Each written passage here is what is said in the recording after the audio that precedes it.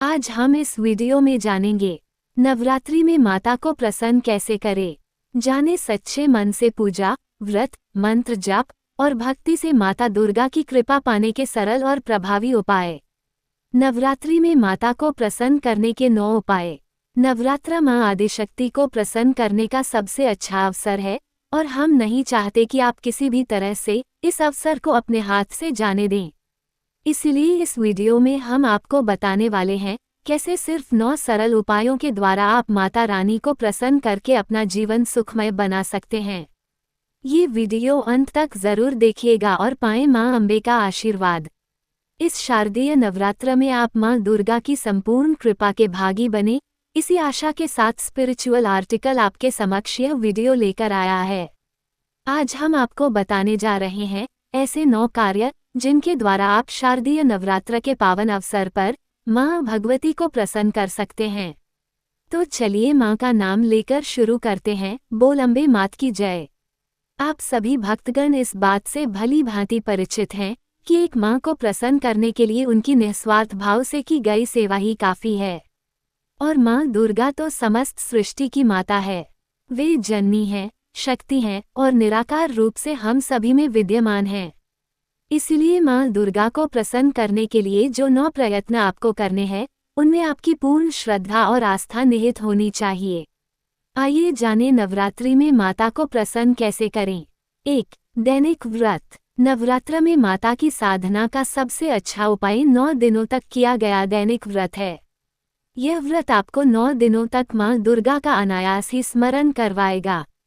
क्योंकि व्रत खुद पर संयम रखने का श्रेष्ठ तरीका है, इसीलिए नवरात्र में आप अपनी क्षमतानुसार एक समय भोजन कर सकते हैं। एक समय किए गए भोजन में भी बिना लहसुन और प्याज का सादा भोजन ग्रहण करें। यह माता के प्रति आपके समर्पण को दर्शाता है। 2. नित्य दीप प्रज्वलन। व्यस्तता से भरे इस जीवन में हो सकता है कि आप 9 दिनों के लिए माता के समक्ष अखंड ज्योत की स्थापना न कर पाएं।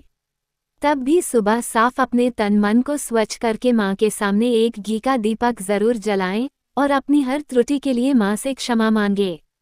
3. दैनिक पूजा। आप शारदीय नवरात्र के प्रथम दिन अपने तन मन की शुद्धि के बाद माता की पूजा और आराधना को नियमानुसार पूरा करें। साथ ही 9 दिनों तक दैनिक पूजा को अपनी दिनचर्या में जरूर शामिल करें। 4. माता को प्रिय सामग्री चढ़ाएं। माता रानी को लाल रंग अति प्रिय है।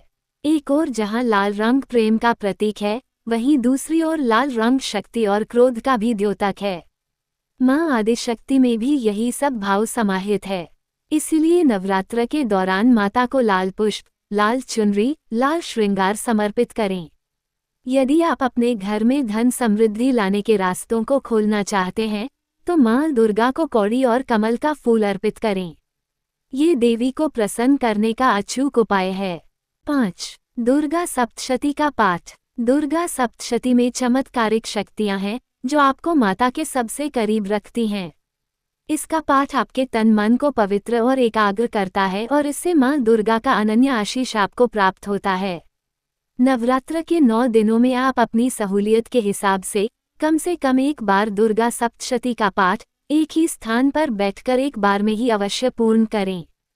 6. मंत्रोच्चारण। नवरात्र में नित्य पूजा के साथ नरवाण मंत्र ओम ह्रीं क्लीं चामुंडाय विच्चे का जाप भी बहुत फलदायी होता है।